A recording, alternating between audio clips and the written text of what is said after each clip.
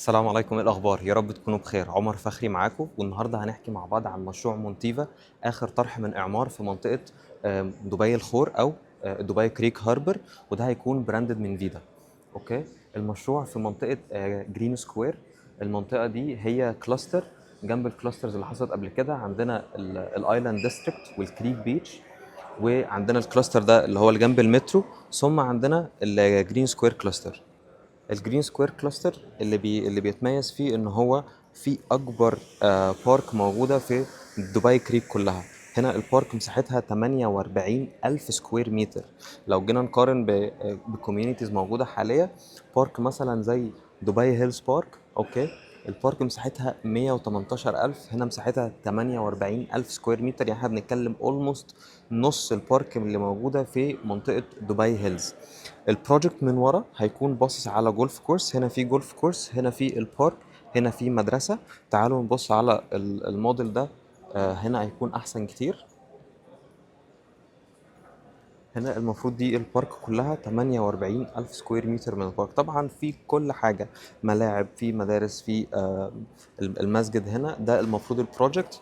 عندنا الفيوز الخلفية كلها بتطل على البارك uninterrupted views، وفي نفس الوقت بتبص على الجولف كورس من قدام. لو خدنا بصة كده عليها من قدام، هنلاقي ان احنا عندنا امينيتيز في البوديوم.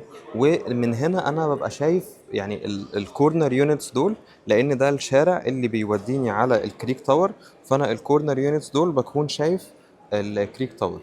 من اهم الحاجات اللي بتميز المشروع ده هو ان المشروع بتاعنا موجود جنب اكبر محطة مترو في دبي.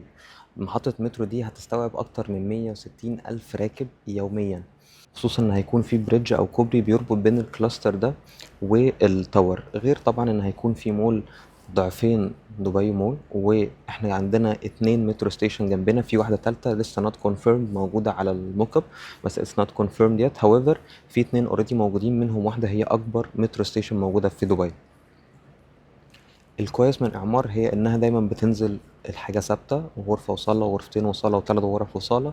المشروع ده نازل بسعر قدم بداية من 2450 درهم للقدم، وده قليل جدا، خصوصا بالنسبة ان هو براندد ريزيدنس او من فيدا، وفي منطقة زي دبي كريك هاربر. فده يعتبر فرصة كويسة جدا لأي حد بيفكر يستثمر في منطقة زي كده. بخصوص خطة الدفع، خطة الدفع بتكون 10% في الأول، وبعد كده نقدر نقول 10% بعد شهرين، ثم كل 6 شهور 10%. فبنتكلم إن في السنة حوالي 20% من قيمة الوحدة فقط. والاستلام هيكون سبتمبر 2029. النهارده المفروض احنا بس عرفنا شويه الديتيلز عن اللونش. قدامنا يومين وهنعمل الوكيشن، فانت لو مهتم بحاجه زي كده خش على الرابط اللي في الوصف، وممكن نعمل كونسلتيشن كول نشوف لو المشروع ده مناسب ليك او لا. لانه اكيد دايما في مشاريع ممكن تكون انسب ليك من ناحيه سعر او خطه دفع وهكذا، ولكن طبعا مشروع زي ده براندد من فيدا ومن اعمار في دبي كريك هاربر فرصه ما تتعوضش. بس واستنوا الشروحات اللي جايه في بلاي ليست شرح كامل.